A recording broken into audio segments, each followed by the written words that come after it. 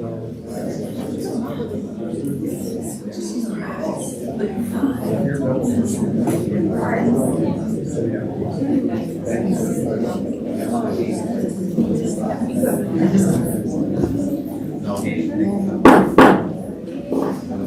call the meeting to order and begin with the flag salute.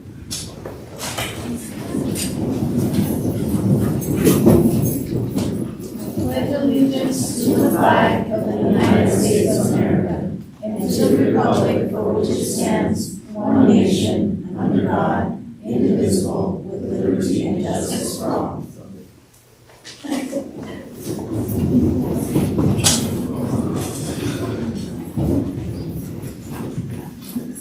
Announcements.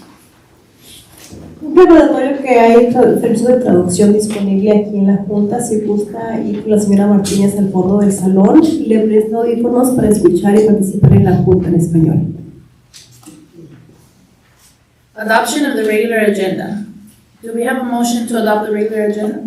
I'd like to move adoption of the regular agenda with one modification, and that's moving business item 9 above 8. Okay. I'll second that. So we have a motion by Dr. Weiss and a second by Bruno. So we'll do roll call vote. Bruno? Aye. Constanza? Aye. Gomez? Aye. Dr. Weiss? Aye. And myself, aye. Motion passes 5-0. Presentations. Art Haycox Elementary School, Dr. Pacheco.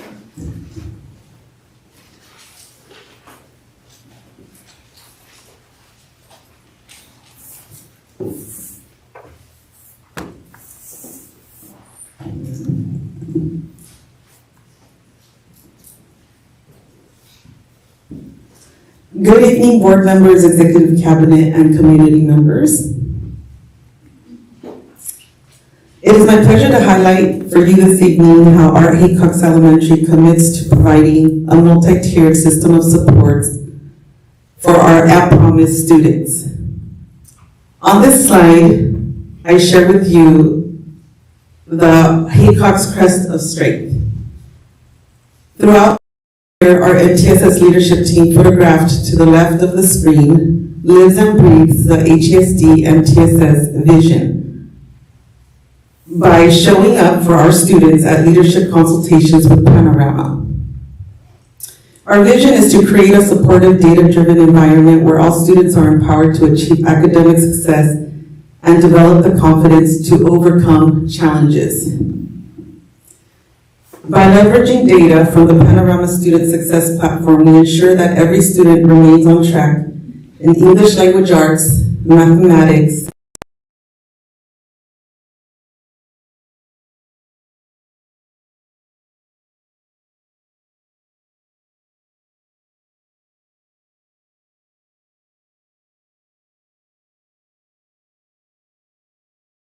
This slide, MOU stands for Middle of the Year. This slide presents artifacts illustrating how we collaborate to provide intervention and monitor progress. Cross-grade level collaboration is when one grade level works with another during a lesson. Here, you can see our teachers and students collaborate on county collections lessons, which is a best practice from our UCLA Math Project Professional Learning Year 2.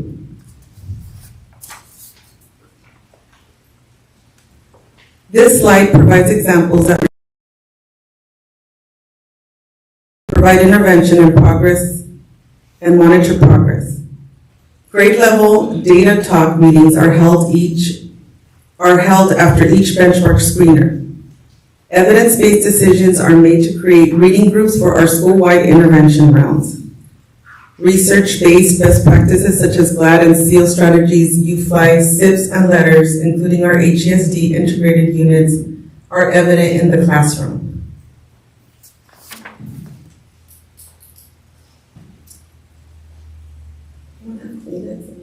Excuse me. Presentation slide number 5. This slide highlights documentation of how partnerships deliver interventions and monitor student progress. Thank you.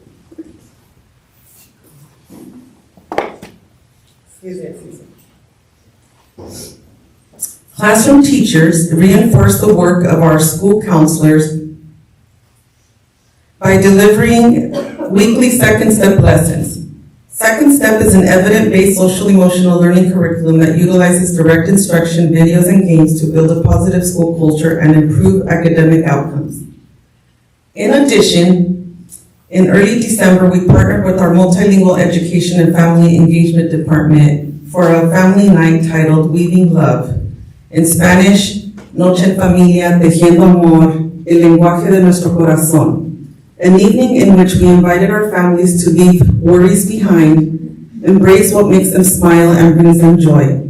They were asked to think about how they express love and care towards one another. As shown on the 3 photos to the left of your screen, a colorful paper chain of love was created and later used to decorate the stage for our winter program and displayed in the school library.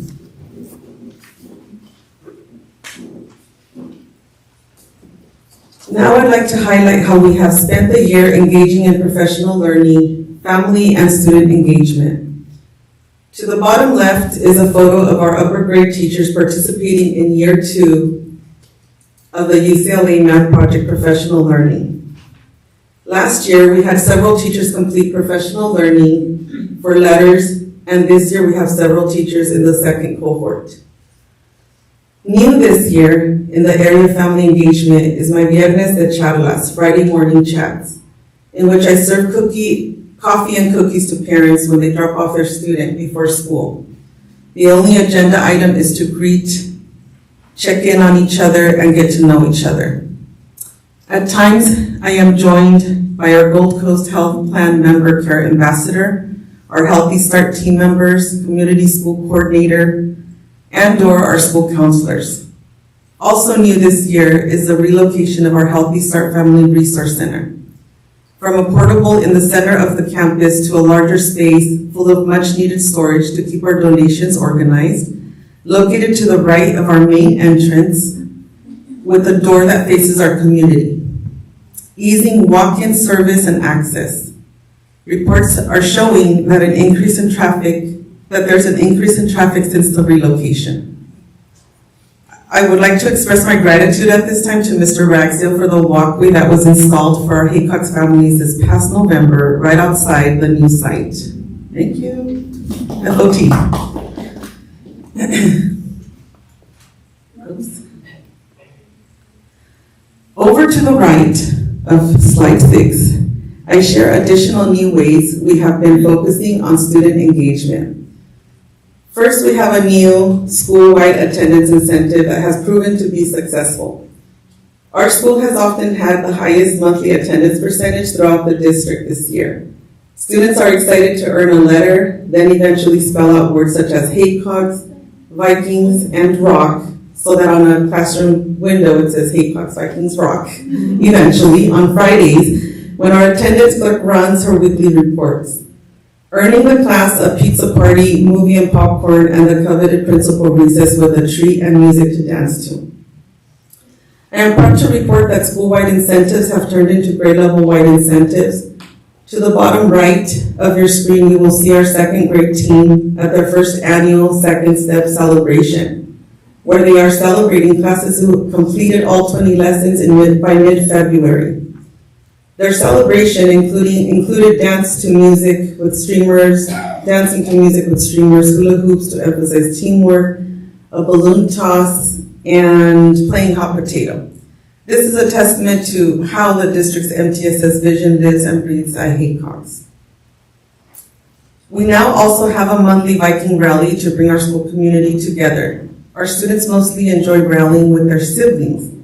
Agenda items are celebrating milestones big and small for both students and adults at these rallies. Finally, on this slide, we continue to be the only elementary school in the district with a mariachi. This year, unlike any other, our students have been busy booking gigs at our LPAC meetings, which doubled our parent participation. From now on, our Haycox Mariachi will be a staple at all family engagement events to ensure they have the opportunity to showcase what they are learning on Saturday mornings.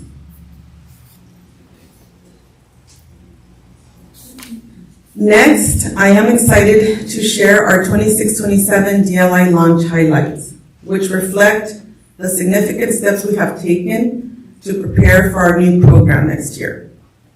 Professional learning includes attending our county dual language leadership network with Dr. Ramos, one-on-one support time with our district DLI consultant, Dr. Amado Leinster, including DLI admin consultant meetings here locally within our district. As a school team, we have attended conferences, institutes, including SEAL's DLI series, a 2-year professional learning commitment.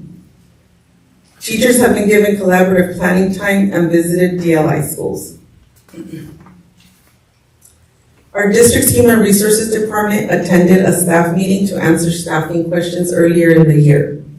Once that was done, teacher interest was established. And a DLI committee with pioneer DLI teachers committed to teaching DLI, including participating in additional professional learning. In October, teachers decided on the 90-10 allocation plan, and items still pending include finalizing our vision and mission as a school, our logo and t-shirt design. Curriculum, classroom, and library books are currently being ordered. Overall, the school community's reception has been filled with positivity and excitement, representative of the piñata to the bottom left of your screen, which is an image that has been posted on our school website all year long.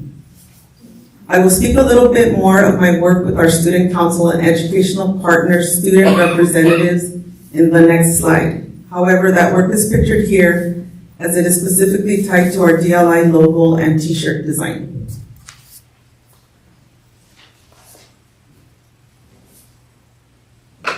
We continue to engage our families and students by keeping the momentum from last year with a fall family DLI information night pictured in the center. I have also provided monthly DLI updates to our school site council and English Learner Advisory Committee. Our 5th grade student council and educational partners, student representatives pictured in the center in previous slide, have been updated and invited to design our school's DLI logo and t-shirt as a gift for our first DLI class. They accepted the opportunity to collaborate and are all in with DLI. Our new DLI banners are advertising our new program and enrollment information. We have 4 banners posted in front of the school scene on the bottom left of your screen. 3 in Spanish and 1 in English. To the right of your screen are our current DLI enrollment numbers. We have 1 kindergarten class filled and still have a few spaces in our 2nd kindergarten class. Currently, we have 11 students enrolled in our DLI transitional kindergarten class. Since January 12th, when enrollment began for the following school year, I have weekly registration information nights. Parent education has been a priority in launching our DLI program. The following is explained at these meetings: the pillars of DLI, the difference between sheltered immersion and DLI, the difference between one-way DLI programs and two-way DLI programs, the difference between the 2 allocation program models, 90-10 and 50-50. We review the required DLI interest form and contract only obtained as a result of attending the registration information meeting. Enrollment packets are available for brand new students, and age eligibility is explained. Catalyst Kids is invited to promote their program to our families at our orientation information nights. They are currently accepting applications for 3-year-olds, their current after-school program and summer school program. These are our future Vikings, and so we collaborate closely with them as we're trying to fill our TK classrooms. Note that I also plan on partnering with Child Development Resources Wainini Early Head Start Centers next to Clinicas on Clara and Perkins to advertise our new DLI program and fill the remaining 9 spaces in TK.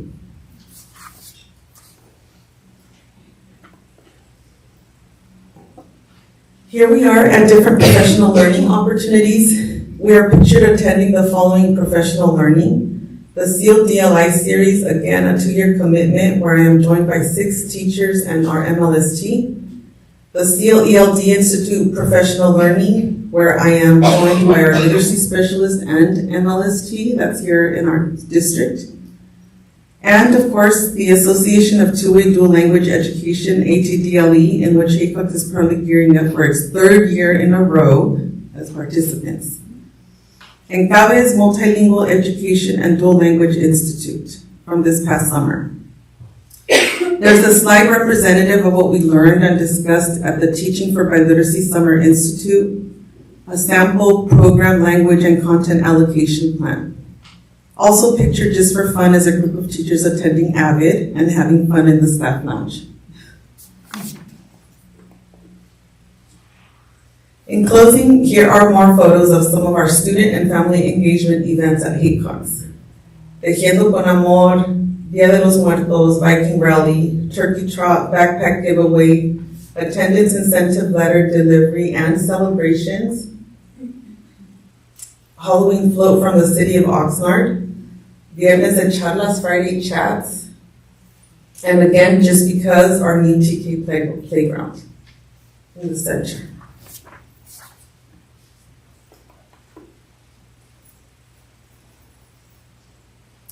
I'm just going to take a moment to soak this slide in. I'm going to have to slowly talk through this. And I invite you to slowly take a moment to take this slide in. This is my last slide.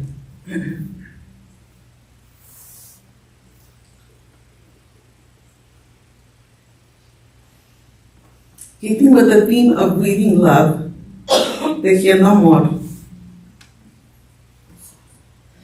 I would like to end this presentation with this story of extraordinary resilience and perseverance that characterizes our Vikings at HECOX. A story that is much needed and serves as a reminder that the American dream continues to live and breathe at HECOX and beyond.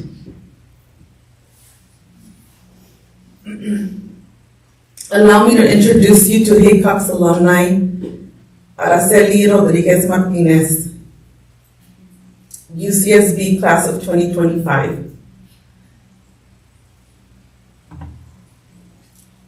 She earned a Bachelor of Arts in Biological Sciences, and yes, they offer both a BA or a BS in Biological Sciences. I looked it up. So I met Araceli on Tuesday, June 17, 2025, the last day of our school year at dismissal. When out of the blue, she approached and requested to see her second grade teacher, Mrs. Norma Cortez, with a bouquet of roses in her hands. Mrs. Cortez had already headed back to her classroom, rightfully so, as I'm sure she was ready to get her summer break started. I called Mrs. Cortez back to the dismissal gate to surprise her with this beautiful public display, expression of gratitude and testament that what we do at HECOX is nothing short of miraculous.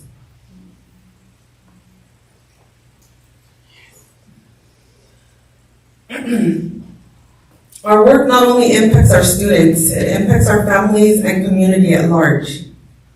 Araceli's cap reads, para mis padres que llegaron sin nada y me lo dieron todo. In English, for my parents who arrived with nothing and gave me everything. Our at-promise students at HECOX and families are also nothing short of miraculous. Thank you, board members, executive cabinet, and thank you to the HECOX school community for allowing me the privilege and honor to serve as a principal and to be a part of Araceli's story and so many more. That is my presentation, but we do have a gift for you on behalf of the HECOX family. We would like to present to you with a token of our appreciation. We hope you enjoy it and use it to keep hydrated. So, good evening. Thank you for your time.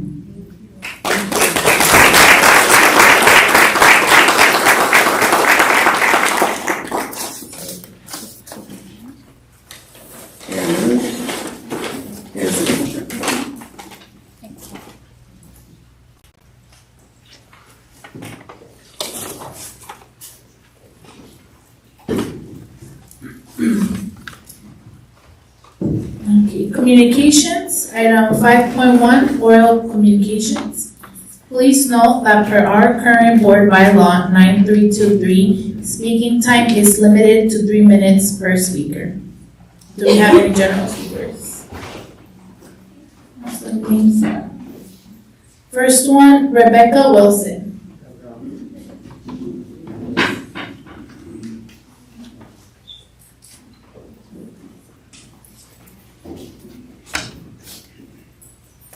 Good evening. My name is Rebecca Wilson, and I'm one of the 8 PE teachers in the district.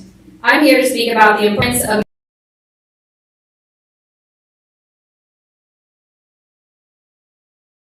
PE is often viewed as simply exercise or recreation for students, but in reality, it is one of the most supervision-intense environments on campus. Us PE teachers are responsible for large groups of students moving between spaces, changing clothes, and handling all the responsibilities in the locker room on a daily basis. Because of this, adequate staffing is not optional. It is essential for student and teacher safety.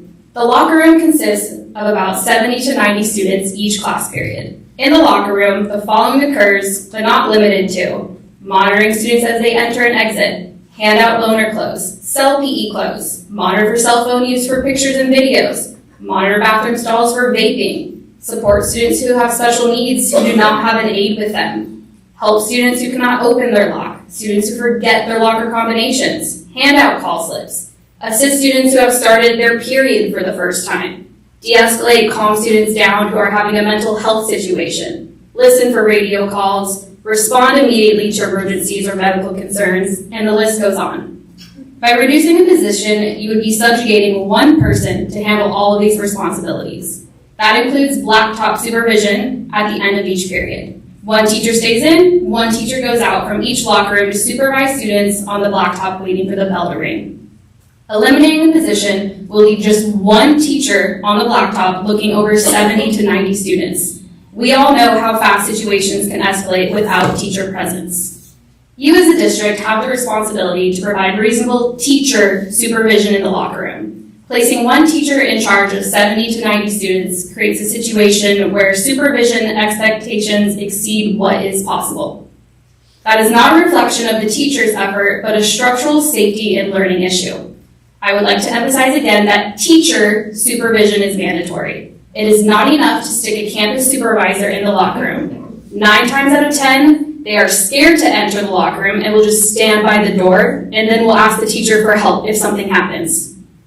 I think you can agree collectively by listening to all of us PE teachers today that safety of the students and teachers must take priority. For these reasons, I respectfully urge you to reconsider reducing the PE teacher position. Keeping appropriate staffing is an investment in student safety, accountability, and secure school environment for everyone. Thank you.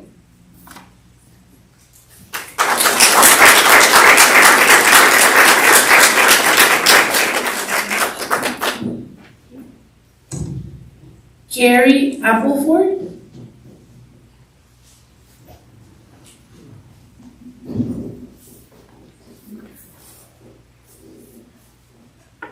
Good evening. My name is Carrie Appleford. I'm one of the PE teachers at EO Green. Thank you for allowing me to speak tonight. I'm here to talk about why we need to keep all 8 PE teachers. I've had the privilege of being a PE teacher at both Blackstock and EO Green. I have seen firsthand the difference proper staffing makes in a PE department.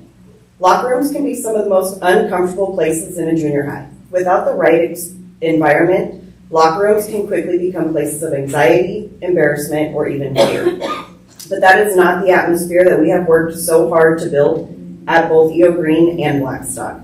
We have set clear expectations about respect. We teach our students what it means to treat each other with dignity.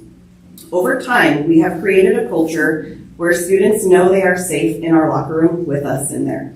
I want to be clear about the reality that we are discussing today. If you cut a PE teacher, you are expecting one teacher to supervise 70 to 90 students at a time in the locker room. If this cut happens, a teacher will be left to supervise alone, while the rest of the PE department in our district will continue to have 2 teachers assigned.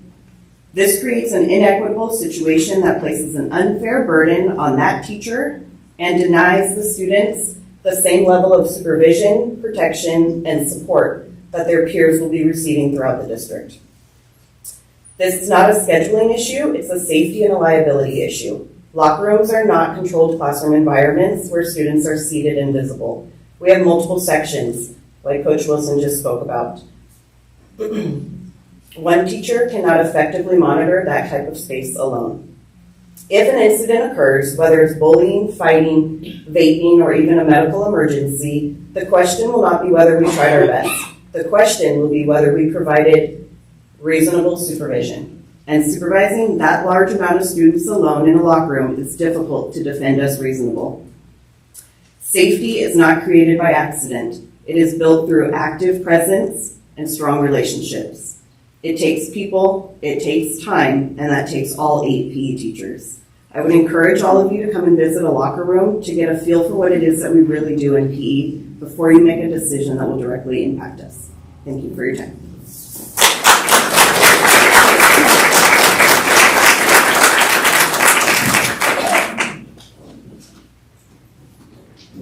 Guillermo Ruiz.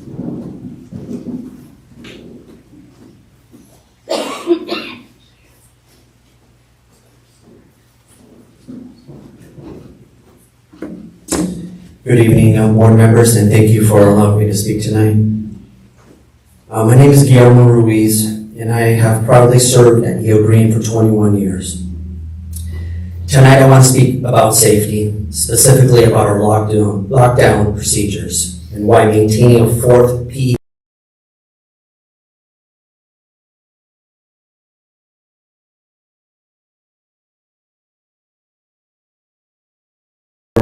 additional students during a lockdown, whether inside the locker room or outside, puts a lot at stake. This 4th position was created nearly 25 years ago because the board at the time recognized it as essential to balance class sizes, safer environment, and logical working conditions for everyone. Currently, we supervise between 60 and 90 students per period in each class, sometimes up to 180 students outside. That level of responsibility already requires full attention and coordination. Reducing staff under these conditions creates liability and introduces unsafe circumstances. In 2008, I experienced a traumatic event, the murder of Larry King.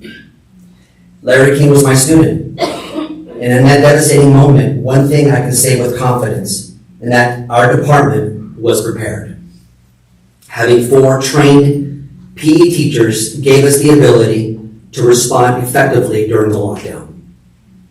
Because we had 4 teachers, we were able to ensure safety protocols, maintain silence, and keep students out of sight from potential threats, account for every student through accurate attendance, provide emotional support, and reduce panic, make critical decisions, including barricading doors or assisting students with mobility issues, direct students safely to the nearest securable location, if that meant we had to come off campus. Having 4 PE teachers directly impacts student safety. It helps manage risks and ensures both supervision and educational quality. Research shows that over 45% of potential incidents can be prevented when multiple trained and experienced staff members are supervising students. More supervision leads to more accountability and more respectful behavior. This is not just about staffing numbers, but it's about student safety, preparedness, and reasonable risk management. I thank you for your time.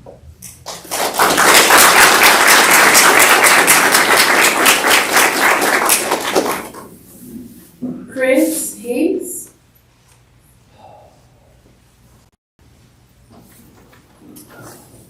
Good evening, everyone. My name is Chris Hayes. I'm in the EO Green PE department. I'm here today to address an issue that directly impacts student safety, accountability, and overall school environment, especially in the PE setting. We need to have 2 qualified teachers monitoring each locker room at all times. Locker rooms are unique spaces within the school, and unlike classrooms, they are less structured, less visible, and often filled with 3 times as many students. With a high volume of students, it can create an environment where misunderstandings, misconduct, bullying, theft, and even false accusations can occur. Having 2 qualified teachers present at all times is not excessive, it is responsible. Student safety is always our top priority. When 2 adults are present, supervision is stronger, more consistent. One teacher can address the situation directly while the other can continue monitoring the rest of the room. This prevents blind spots and ensures that no area goes unchecked. Additionally, dual supervision not only protects students but also staff. Unfortunately, in today's environment, accusations, whether true or false, can arise. When 2 qualified teachers are present, there is accountability and transparency. This protects the integrity of our educators while maintaining trust with students and families. Finally, 2 qualified teachers monitoring helps foster a culture of respect and safety. Consistent supervision sends a clear message. This space is still part of school community, and expectations for behavior remain in place. While we recognize that declining enrollment makes the necessity for qualified teachers less of a priority, we have to understand that it does not change the number of students in the locker room. It only changes the student-to-teacher ratio. When we weigh the resources against safety, dignity, liability, the answer becomes clear. It is no longer about the numbers. It is about safety. It is about prevention. It is about professionalism. It is about protecting the students during some of the most vulnerable moments while on a school campus. Safety should always be our number 1 priority. By ensuring that 2 qualified teachers monitor the locker rooms at all times, we create a safer, more accountable, and more respectful environment for everyone involved.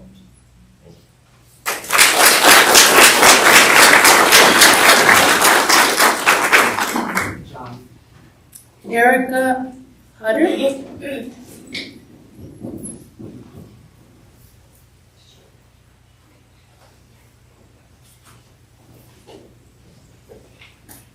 Hello, board members. Hello, my name is Erica Hutter, and I am an English teacher at EO Green. I want to urge you to vote no on the resolution of reduction of staff. Losing any staff member greatly impacts our entire community and, most importantly, our students, the people we aim to serve every day. Has the district or the board considered any other cost-saving measures before letting go of direct services to students? Cutting directly from classrooms should be our very last resort. Just last month, board member Dr. Weiss commended EO Green's academic achievements last year, specifically in 8th grade ELA, when our students achieved massive 32-point acceleration, growing nearly 3 times faster than the state average, and our math growth with our 8th graders growing by 7 points. Eliminating his math and ELA positions will have a huge impact on this growth that we are already starting to see. It will increase our class sizes and only add more to our teacher loads. Having more administrators than teachers in any given department harms student learning. Please vote no on Resolution B 252605. Even if it does pass tonight, I urge you to direct the district to seek other cost-saving measures in order to save all of these positions before the May deadline. Thank you.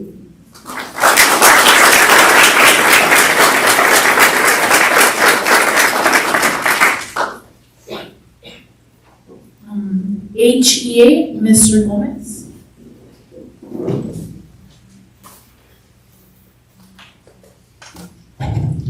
Good evening, board members and district administrators. As you know, my name is Vince Gomez, and I am the HEA president for over 400 members in the union.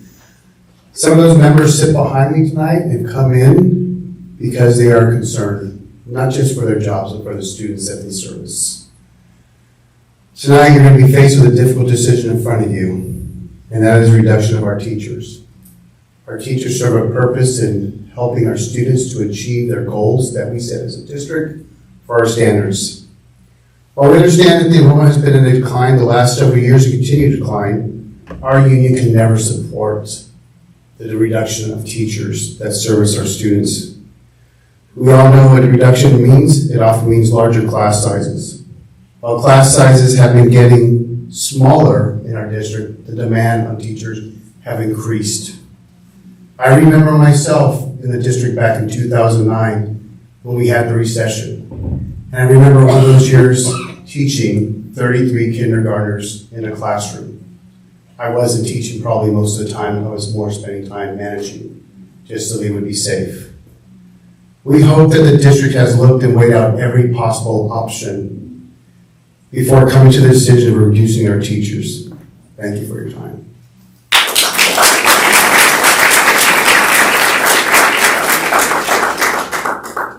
CSEA, Mr. Ayala? Not here. Item 5.2, written communications. We don't have any written communication, but I just wanted to point out that I know that we did receive a lot of emails from teachers, especially from EO Green, and so those were all forwarded to the board members. Approval of the board minutes. Item 6.1, approval of the minutes of the regular meeting of January 26, 2026. Do we have a motion to approve? Motion approved. Second. Okay, motion by Gomez, second by Constanza. Are there any comments or discussion from the board? No? Roll call. Bruno? Aye. Constanza? Aye. Gomez? Aye. Dr. Weiss? Aye. Myself, aye. Motion passes 5-0. Adoption of the consent agenda.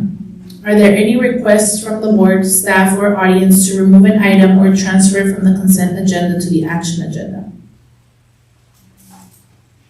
Okay. Do we have a motion to adopt the consent agenda? Move approval. I'll second. Motion by Dr. Weiss, second by Bruno. Roll call vote. Bruno? Aye. Constanza? Aye. Gomez? Aye. Dr. Weiss? Aye. Myself, motion passes 5-0.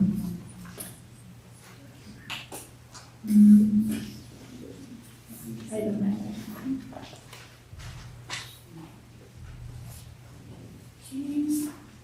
Business services. Approve certification based on the second interim financial report for the period ended January 31, 2026, and resolution B252607, revision of the 2025-26 board.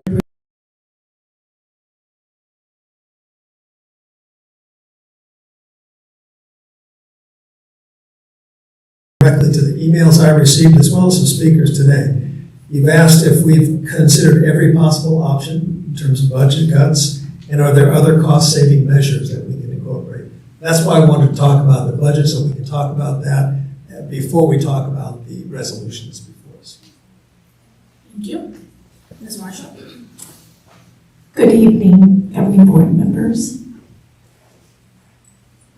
Tonight, I will be outlining the district's 25-26 second interim budget report. The purpose of the second interim revision to the budget reflects updated revenue and expenditure projections based on actuals through January 31st, 2026. It allows us to forecast the ending fund balance for 25-26 fiscal year.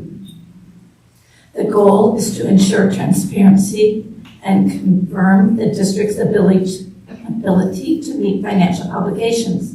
As part of the report, we complete a multi-year projection for the board.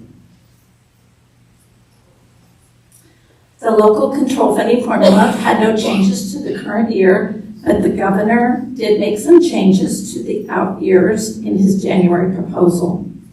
Those changes are a decrease to the projected 26-27 LCFF cost of living adjustment, which is now projected to be 2.41%, down from the previous projection of a 3.02 COLA for next year. The 2.41% is still a projection, and the final projection will be issued at the May revise. So what does that mean for Waimea Elementary School District? The decrease to the COLA equates to approximately $585,000 for 26-27. In addition, the projections for 27 and 28 also decline. The COLA reduction is tied to changes in state and local government spending trends, reinforcing the need for cautious planning. It should be noted that we also need to face our declining enrollment, and our attendance rate can wipe out gains that would otherwise be recognized, resulting in lower net revenues. The state budget update, Governor Newsom's January state budget predicts modest revenue growth, but with ongoing economic uncertainty. State funding remains volatile, especially due to capital gains revenue fluctuations. The state and national economic landscape will almost certainly impact the revenue assumptions that were used to build the January budget proposal. Districts are encouraged to remain cautious in long-term planning, particularly with potential reserve caps and reserve requirements on the horizon.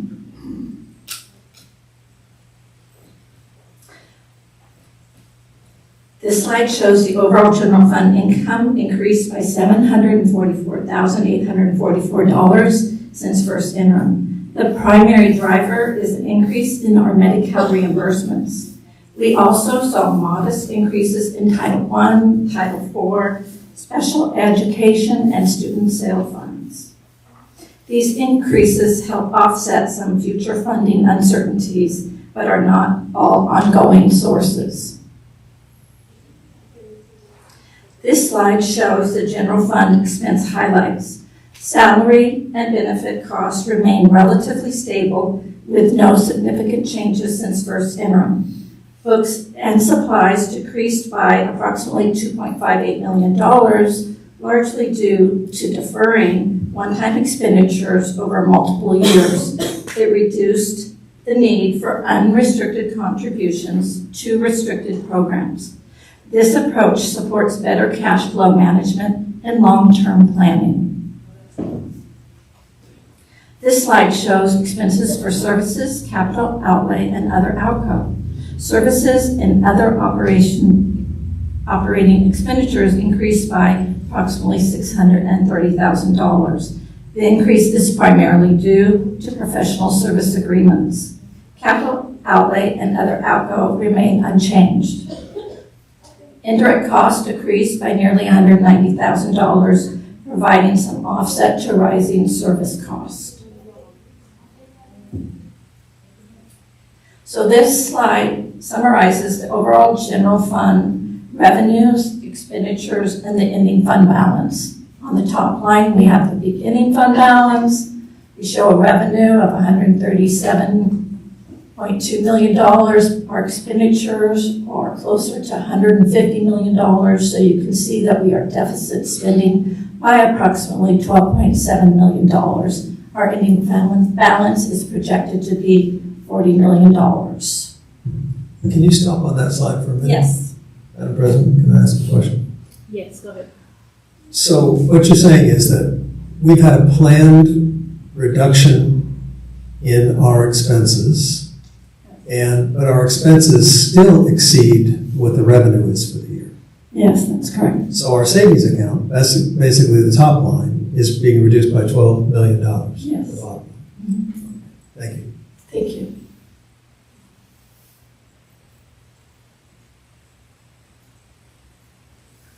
So the projected ending fund balance consists of the following: $20,000 reserved for cash and stores inventory. We have to have a 3% reserve, which is the 4.449192. We have over $10 million that is assigned for restricted one-time funds. We have $16.4 million assigned for instruction facility tech projects, $3.9 million for textbook adoption, and the $4.8 million for enrollment volatility.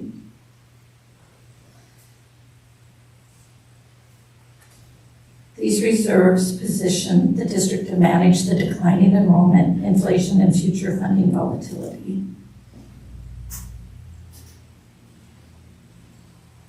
So this slide is a snapshot of our other funds: cafeteria, bond building, capital facilities, school facility fund, our bond interest and redemption fund, where you can see the bottom line that all funds are projected to end the year with a positive ending fund balance. So there are no fiscal concerns that are identified within these funds at second interim.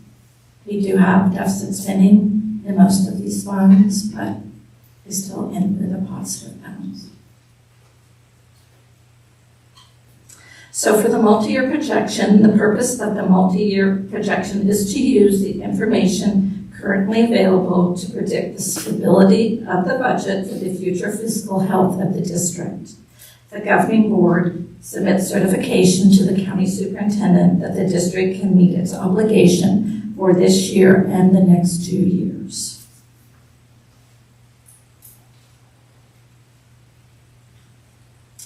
So here are some of the budget assumptions used when calculating the multi-year projection. We are projecting a decrease to our ADA for both out years.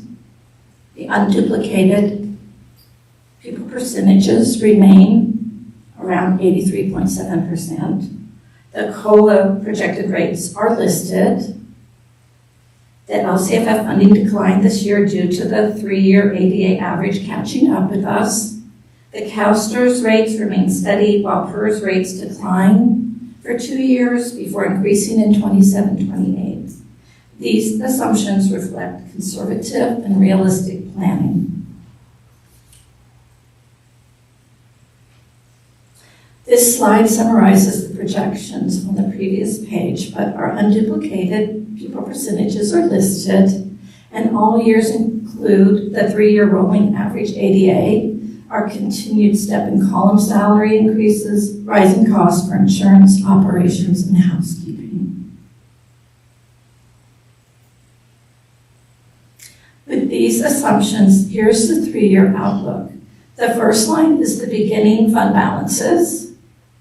Then we list revenue and expenditures. At the 4th line down, the revenue over expenditures line, it shows the impact of the spending down of one-time funds over the next few years.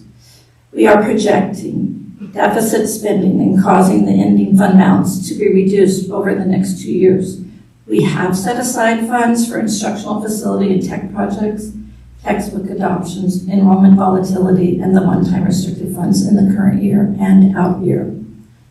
As you can see, we will continue to project deficit spending.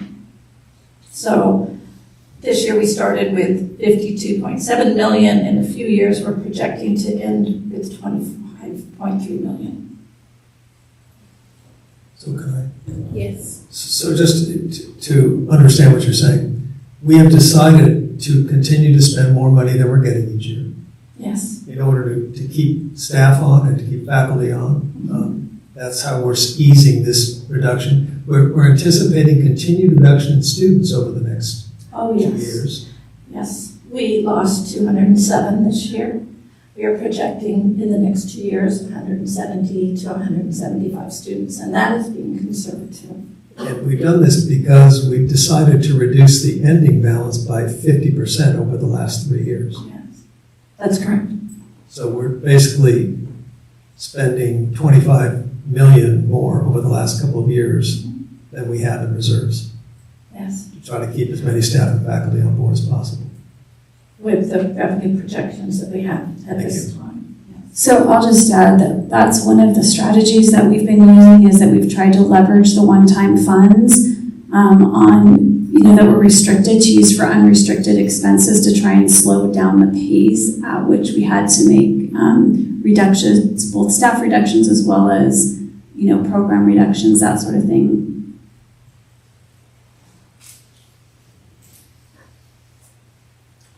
So looking to the future, to maintain fiscal solvency, we face near and long-term challenges. We will closely monitor state revenues and state budget proposals as we look forward to the Governor's May revision budget proposal. In addition, we will monitor rising cost pressures from declining enrollment and student absences and spending down at the reserves as we expend our one-time funds. The district will still be able to meet its financial obligations through this multi-year projection. The district will continue implementing one-time funds such as the Student Support and Professional Development Block Grant, literacy investments, and the California Community Schools Partnership Program. Special education will receive ongoing equalization baseline funding, increasing revenue to about $999 per ADA, an increase of approximately $83 per ADA. The upcoming gubernatorial leadership may also influence future education funding priorities.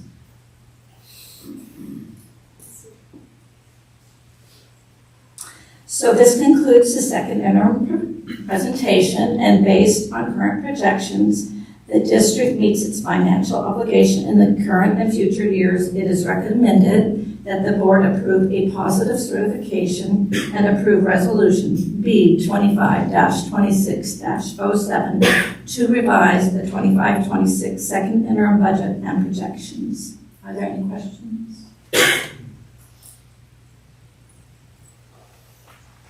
Are you going to go over the actual annual report to see if we have any questions along the way? Are you going to display it or not? I'm sorry, say that again. I know this PowerPoint summarizes what's in the interim report, but are you going to put it on the screen so we can see if there are any questions we have about what's in it? Oh, Was that your plan? no, it wasn't, but you mean the SACS report, you want that? Yes, not really a SACS report, but yes, I know you all call it that. Because at the beginning, we have, the first page says, what's your certification? The second page has the yeses and the nos about all the criteria. Yes, Just wondered if you wanted to put those up so if the board had any questions about them. Okay, Well, yes. so the beginning of the, you have to kind of scroll through it, Mr. Ragsdale, I'm sorry, it's, Right? No, that's not it. no, keep going, it's gonna be there. That's what you talked about already. Keep going, yeah. It's like the first few pages of the SACS thing. And Okay, it's after. After PowerPoint. It's probably after the PowerPoint, yes. The reason I'm asking is because I train board members in making decisions about interim Got reports. it. And I asked them to look at this front page and see if they have any Okay, questions. so here, I don't know if you can make it bigger, but it's 2 pages long and. Doesn't really matter if you're going to explain it. I was thinking the next page down shows the yeses and the nos. Yes, okay. Yeah, the positive, we have a positive certification. Right there. We are not The qualified. mets and not mets. And we're not, yes, So the first not met is that we have declining enrollment. yes, sorry. No questions about that? No, that's right. What about the other expenditures? It's also a not met. Oh, just our projected operating expenditures for the current year and 2 subsequent fiscal years have changed by more than 5% since first interim, which is true. That is not met. And the next Deficit spending. deficit spending, unrestricted deficit spending, if any, has not exceeded the standard in any of the current or 2 subsequent fiscal years. And of course, that is not met. We just went over that, yes. So for all board members, there's a standard set by the whole state. If it changes more than this amount, you have to say it's not met. And the board should know that what we're doing is deficit spending. So that's all that's saying, is that we agree with that. Yes. But on that next page, we Another are. page with yeses and nos. Yeah. Are there any of those yeses that you want to bring to the attention of the board? Yeses or no's?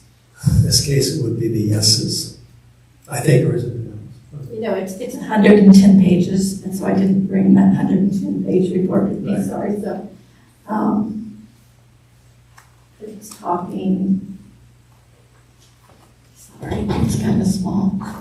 There are just a whole bunch of issues about what could change your budget, and so there are things that could happen that are, that we don't have any control over, most of them. True. Long-term commitments. We do have long-term commitments for retirees. So when we upload our budget into the system, it automatically filters these. It tells us what it's going to be, but fortunately also says we're going to be positive. And then one of them down here that's an issue with the board is S8. Do you have budget negotiations completed or settled? And the answer is no. No. Yes. That. So anyway, do any other board members have questions about these? It's the only reason I wanted you to look at it. This is the part that's written for the board.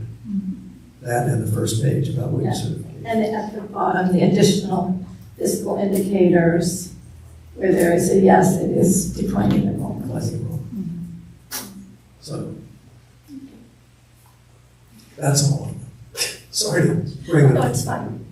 It's just it's like small, so thank goodness Ms. Rojas had the printed copy. Anything else? Chair. More questions? Okay, thank you.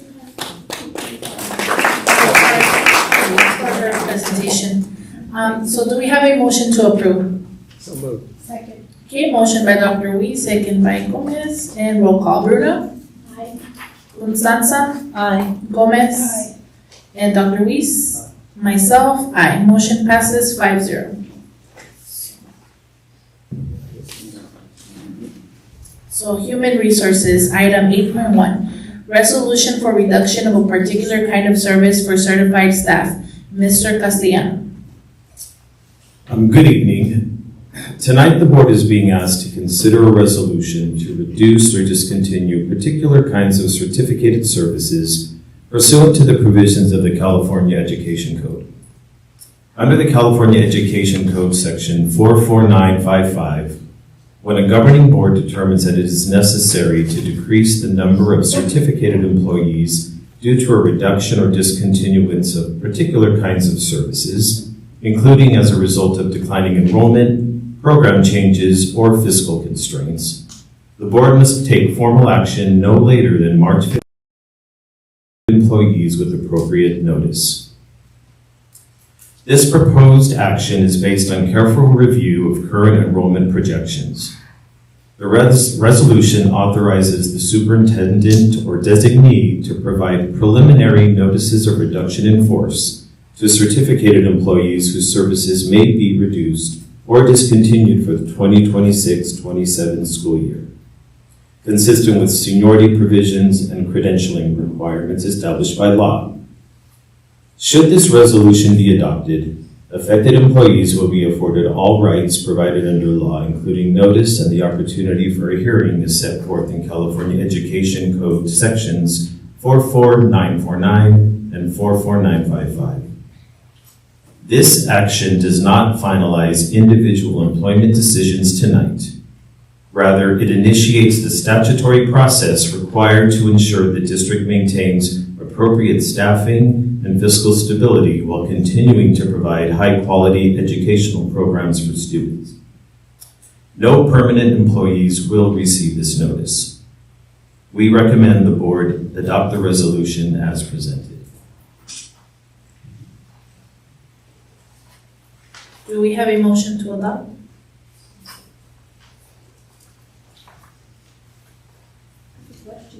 Oh, yes. Motion to adopt.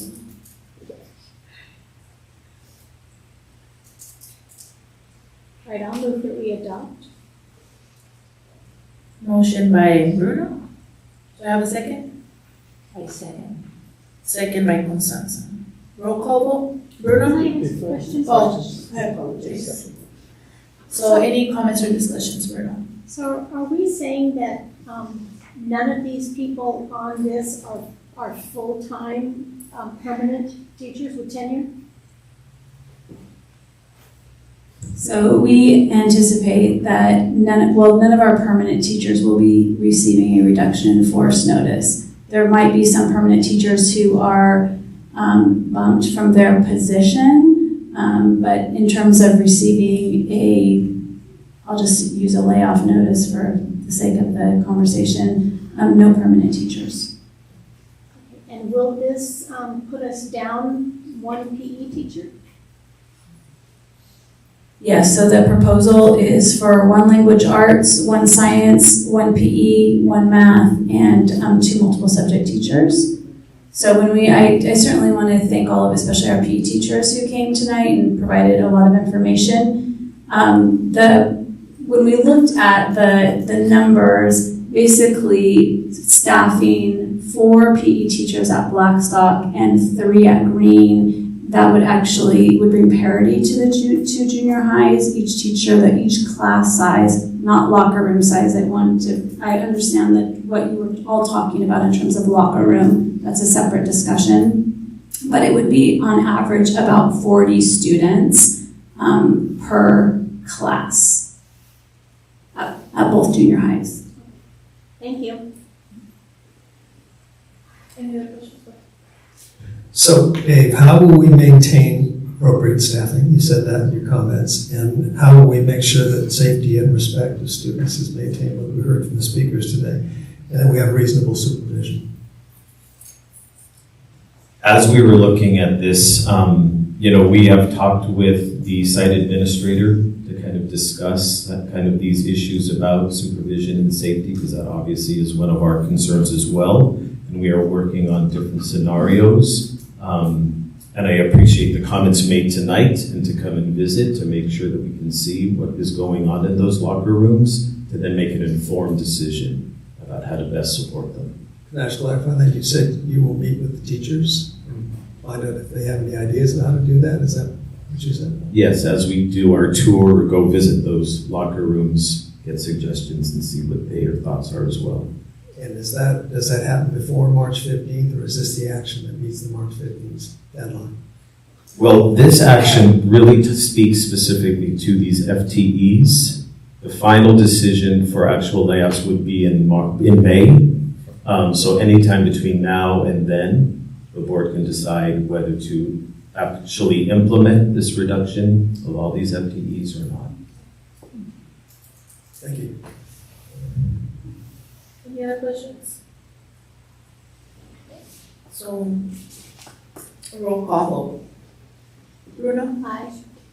Constanza? Aye. Gomez? Aye. Dr. Weiss? And myself, aye. Motion passes 5-0. Item 8.2, resolution to eliminate classified services. Mr. Castellano. Tonight, the board is being asked to consider a resolution to reduce or eliminate classified positions pursuant to the provisions of California Education Code. Under California Education Code Section 45117, when a governing board determines that a lack of work or lack of funds requires the reduction or elimination of classified positions, the board must take formal action and provide affected employees with written notice consistent with statutory timelines and collective bargaining agreements. This proposed action follows a careful review of enrollment trends, program needs, and the district's financial condition. Based on current projections, reductions in staffing are necessary to ensure the district's ongoing fiscal stability while preserving core instructional services for students. If adopted, the resolution authorized the superintendent or designee to issue notices of reduction in force to identified classified employees in accordance with applicable law and contractual provisions. Classified employees subject to this reduction in force retain all rights afforded under law, including displacement or bumping rights and reemployment rights as outlined in California Education Code Section 45298 and related statutes. This action initiates the legally required process and does not finalize individual employment decisions this evening. Rather, it ensures the district complies with statutory requirements while responsibly managing its financial obligations. We also recommend the board adopt the resolution as presented. Do we have a motion to adopt? I'll move to adopt. Motion by Bruno, I'll second. second by Gomez. Are there any questions or discussions from the board? Okay. Roll call. Bruno? Aye. Constanza? Aye. Gomez? Aye. Dr. Weiss? Aye. And myself, aye. Motion passes 5-0. Can I make a statement? Yes, go ahead. I'd just like to say to all the people that are here and also listening to this later on, this is not a celebratory action by this board. We don't like making these kind of decisions. But we take into account all the advice we've been given by all of you and by others, and try to do what's best for the district to keep us solid.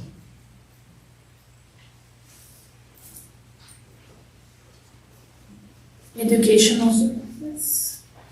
Item 10.1, annual update to the local control and accountability plan and the local control funding formula budget overview for parents. Dr. Molina.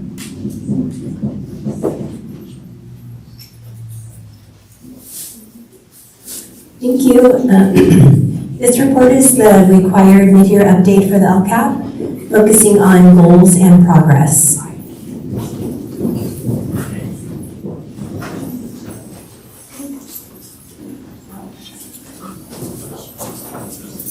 This report is the required mid-year update for the LCAP, focusing on goals and progress. It includes our look at our metrics for measuring mid-year progress, our mid-year expenditures, and our current implementation data on actions identified in our LCAP. The purpose of the LCAP's reporting cycle, including the mid-year update, is to serve as a necessary phase for assessing educational progress, allowing for adjustments, and ensuring accountability throughout the academic year. Slide 4 explains that we adopted our LCAP and budget on June 24th of 2025 before the State Budget Act was complete, and this had an impact on the adopted budget overview for parents. The middle column is the budget adopted back in June, and the column on the right is the final budget after the state budget was complete.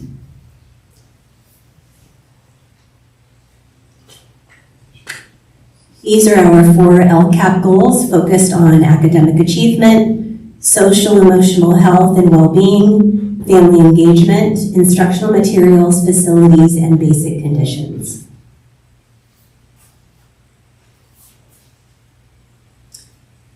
LCAP goal number 1, Wainini Elementary School District will provide a high-quality educational program that improves all students' academic achievement. This slide focuses on the actions update for LCAP goal number 1, improving all students' academic achievement, and it also lists the available implementation status levels where you'll see we are on track for all of our actions. The progress notes document the specific professional learning or personnel that is in place to support the actions in goal number 1.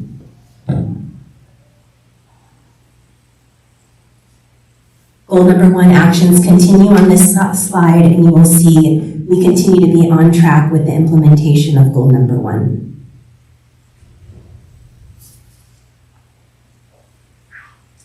Slide number 9 is a metrics update for goal 1, specifically presenting year 2 state data with baseline data from the year 22-23 for both language arts and math. We are reporting progress by student groups and using the distance from standard as a measurement.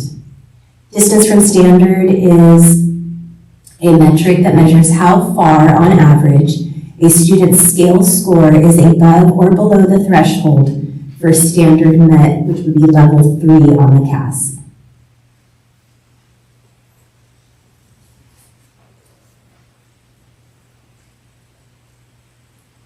Slide 10 is a metrics update for LCAP Goal 1, specifically focused on last year's winter data on our local district benchmark assessment compared to our current winter benchmark assessment. The exception to this is our M-Class metric, which is there in the M-Class reading K through 2, since the first time we've administered this assessment was in the fall, so we're comparing fall to middle of year, which was winter. So we saw an increase of 3% from fall to winter at kinder, increase of 1% at first grade, and while it maintained the same percentage in second grade, we saw more students in the above category.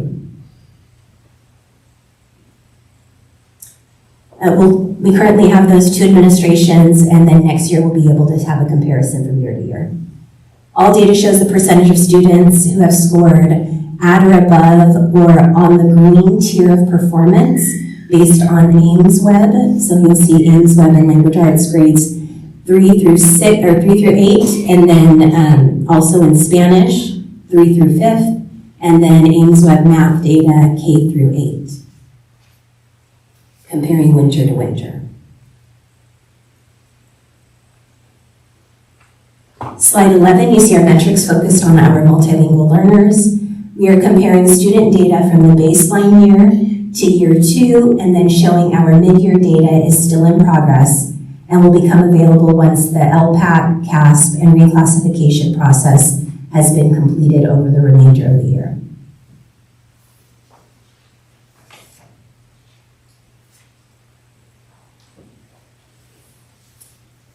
These next 2 slides, you will find the adopted budget and year-to-date expenditures for each of the actions in Goal 1.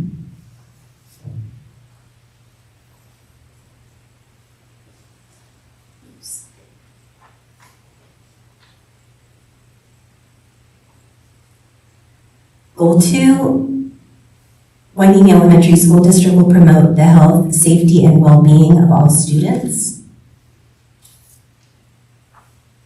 Goal 2 actions and progress are focused on the health, safety, and well-being of all students.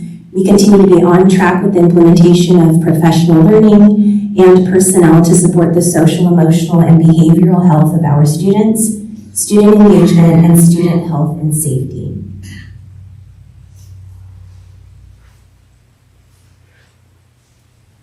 Our metrics here, we are comparing year 1 and year 2 state data with a mid-year update on our local data using the same metrics.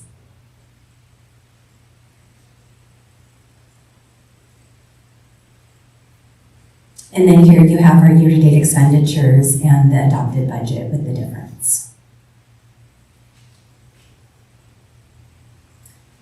Goal 3, Waimea Elementary School District will increase and strengthen family and community engagement.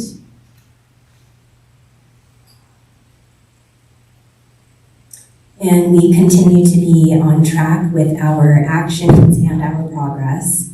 You'll see we've completed our professional learning. All principals received training last year in support for professional learning and promoting safe and welcoming school environments.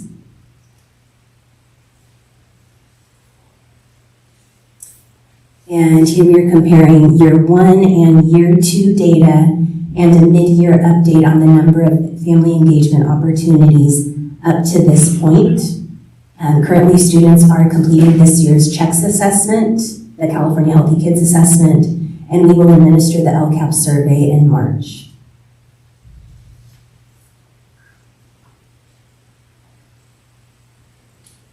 And here are the expenditures and adopted budget for Goal 3. Goal 4, Waimea Elementary School District will provide sufficient instructional materials, safe and clean facilities, appropriately credentialed teachers, and other basic conditions necessary to implement actions across all LCAP goals effectively. We continue to provide instructional materials aligned to the Common Core state standards and improve and maintain facilities to address safety issues.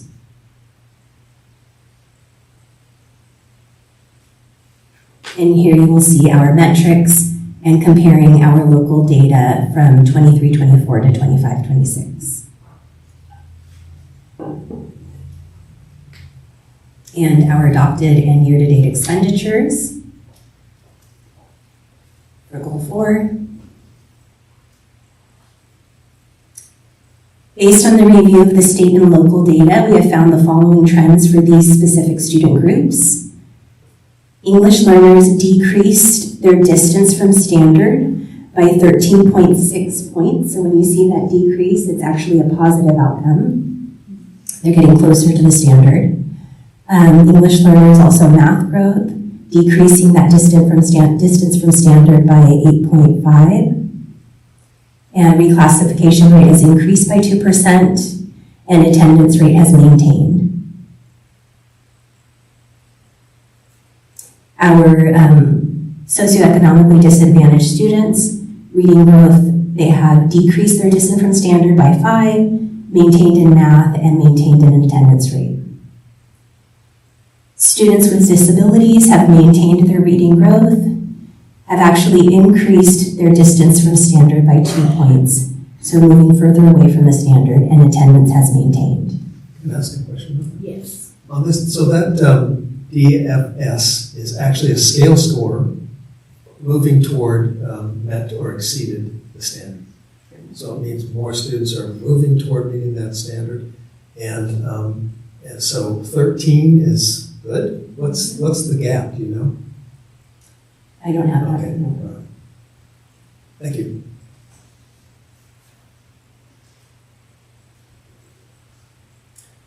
So here are some of the key findings just based on all of that data that we saw after each of the goals. We saw a positive trend in English language arts with all students. All student groups moved from the 68.1 distance from standard to 61.2, closing the gap by 7 points. significant growth for English learners from 94.4 to 80.8. Progress in math with all students. Math scores for the general population improved from 99.8 distance from standard to 94. However, math still remains a greater challenge for us overall in comparison to language arts, but we're heading in the right direction. With our socioeconomically disadvantaged students, we are seeing the language arts progress improving from 75.4 to 69.6. And in K2, we have consistent growth in both reading and math. In grades 3 through 5, strong performance in the Ames Web Assessment in Spanish. In grades 6 through 8, solid gains in 7th and 8th grade math. Our English learner progress, the percentage of students, English learners making progress increased by 3%. And additionally, the reclassification rate has improved from 15 to 17% in that same period. And we have a reduction of our long-term English learners, dropping from 304 to 263. That's another question on this page. I noticed you gave us English language arts and mathematics for English learners, but not for socioeconomic disadvantages. Was that data not available?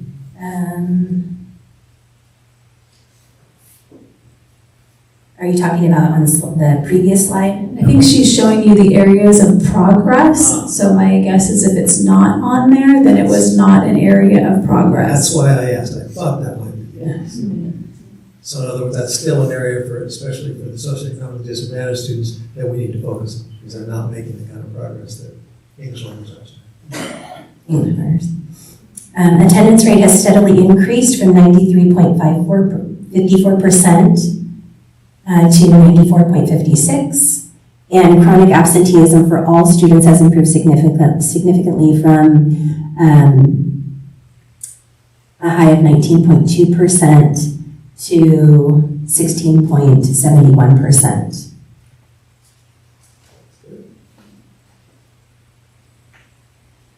And still some challenges that we have, maintaining growth as students transition to third grade, declining scores in math, specifically third and fifth grade. Across nearly all students groups, this distance from standard is significantly higher in math than in language arts. And then stagnation for students with disabilities in language arts. Performance for this group remained unchanged, and we're failing to see the growth that we've seen in some of the other subgroups. Our long-term English learners are still struggling significantly with a high distance from standard of 111.2 in language arts and 164 in math. And students with disabilities, this group has the highest chronic absenteeism rate at 23.69% and showed no progress according to the CASP language arts scores, remaining at that 131.8 distance from standard.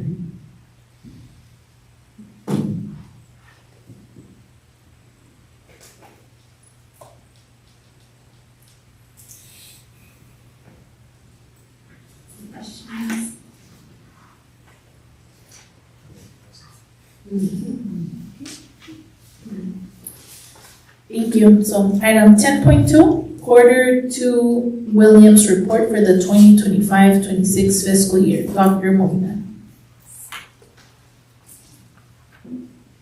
So this is our routine Quarter 2 Williams visit focused on student access to instructional materials and facilities are clean and safe and functional.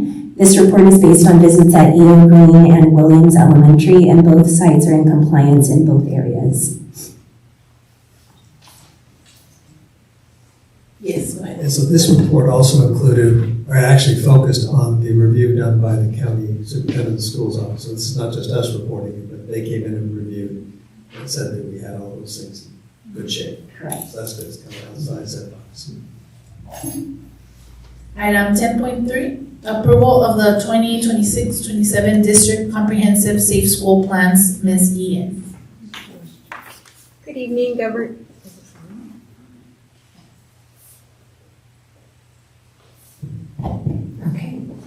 Good evening, Governing Board and District Executive Cabinet. Tonight I'm bringing for board approval 11 comprehensive school safety plans for all of the schools in our district in accordance with Senate Bill 187 and California Ed Code 32280 through 32289. As you know, the safety plan addresses the needs of the school and students within that school. There's a focus of three crucial components: the assurance of a safe physical environment, assuring each student a safe, respectful, accepting, and emotionally nurturing environment, and 3, providing each student with resiliency skills. The safety plans are prepared with committees formed at each school, which include teachers, support staff, and parents. Some of our schools have safety committees, which are designated by each school site council. In the case of Hollywood Beach School, which does not have a school site council, the safety committee reviews and updates the plan. The plans are required to be reviewed by law enforcement and fire department agencies, and feedback from both agency representatives is then used by the site principal to adjust the plans. Copies of all of the site safety plans are available for public review upon request in the superintendent's office and at each school site. At this time, I'm happy to answer any questions. Otherwise, we are requesting that the governing board approve the comprehensive school safety plans for the 26-27 school year. So moved. I'll second. Okay. So motion by Dr. Weiss, second by Bruno. Roll call or questions? Questions. Go ahead. Just one thing, are there any major trends and changes? I looked at them briefly, they look all about the same. Was there anything that changed across the 11 schools that we should know about? No big changes across the schools, but just to the legislation, I guess they asked us to add quite a few new things, like procedures for immigration enforcement on campuses, Okay. and just very specific intruder on campus. So I'm assuming those are protections for our children. Right, Okay. correct. Yes. Thank you. Thank you. Any other questions? Okay, thank you. Thank you.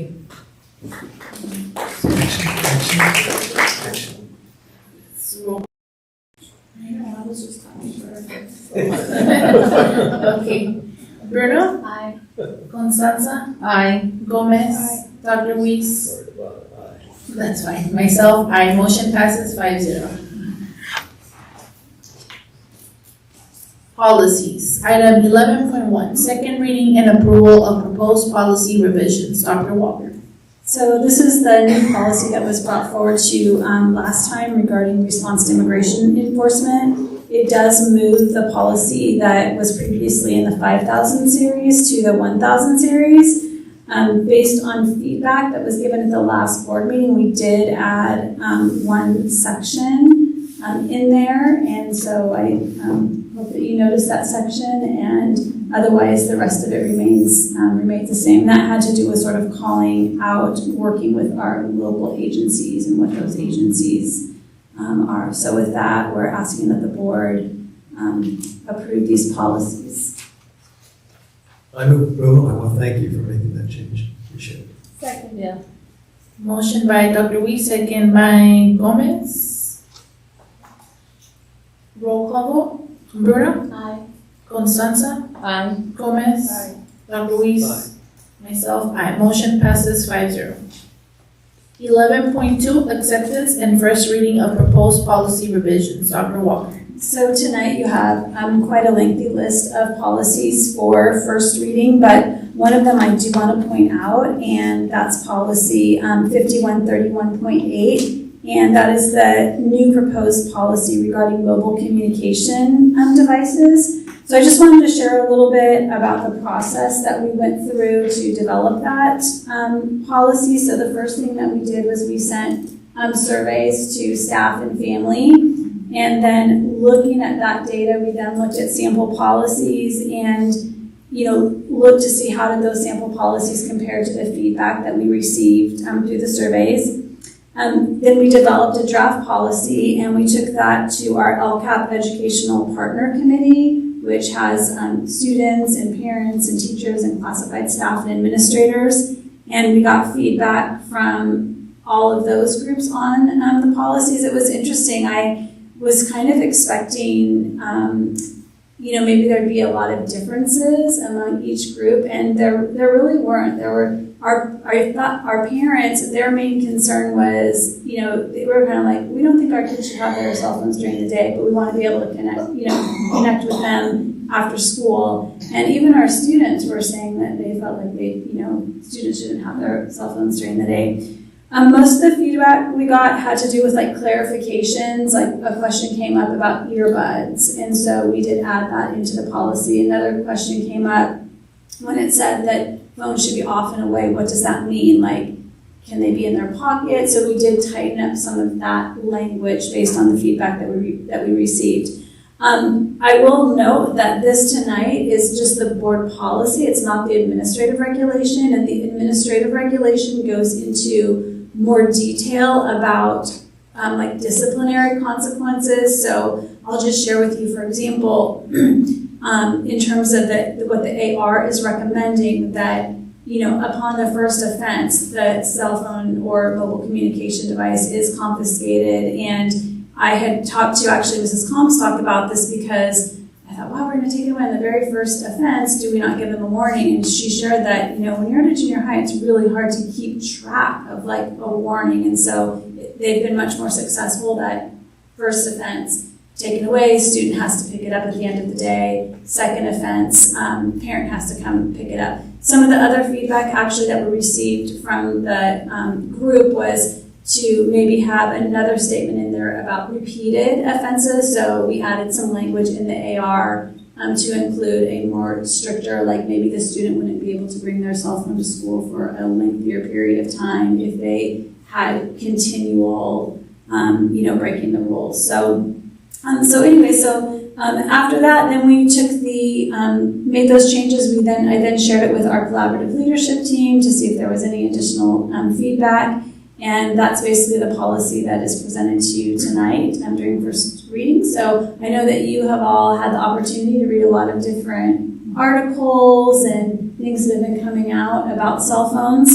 One question that actually just came up today was we're seeing an increase in students wearing the Meta AI glasses. And so we checked that this policy, those are considered a mobile communication device, and so this policy would apply to any kind of mobile communication device including AI glasses, because that's definitely a concern. So with that, I'm asking that these be accepted for first reading, and if you have any other feedback about any of the policies, please reach out. Just have a question. So, phones are an expensive thing. Sometimes $1,000 for the phone. So how do we make sure that when they're taken away, they're still safe and not get picked up by somebody else? I mean, that would be a big deal as a parent if my kid lost his $1,000 phone. So that's something that we will work through with the principals. All of our schools do have safes, and so the phones could be stored in a safe. So we'll work through that with the principals, what would ensure that they're kept in a safe location. We kind of left the policy a little bit vague, that there may be some teachers that decide they're just going to keep the cell phone in their classroom until the end of the day, and that would be something that would be left up to the school site to decide how they want to implement those consequences. And then I have one other question. I know we have no authority over administrative regulations because that's the superintendent telling her administrators what to do. But will we get to see it so we can see if it's implementing the kind of things we expect before we adopt this? Yes, so I did share that with the board in two board memorandums, and I will share it again though so that you can take a look at it before this goes to second reading, and if you have any questions about that too, please let me know. And again, we don't have the authority for ARs, but we can give feedback.